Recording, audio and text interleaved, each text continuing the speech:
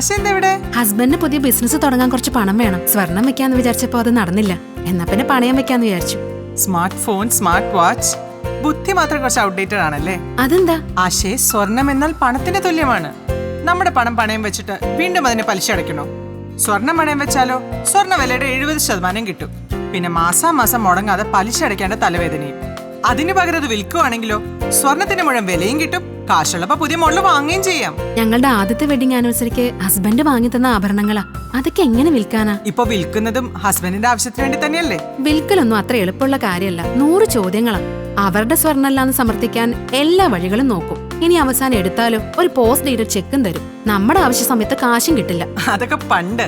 ആശേ, ഇപ്പൊ പഴയ സ്വർണം വാങ്ങാൻ വേണ്ടി മാത്രമായി KPC old gold purchase store നമ്മുടെ കോതമംഗലത്ത് ഹൈറേഞ്ച് ജംഗ്ഷനിൽ തുടങ്ങിയിട്ടുണ്ട്.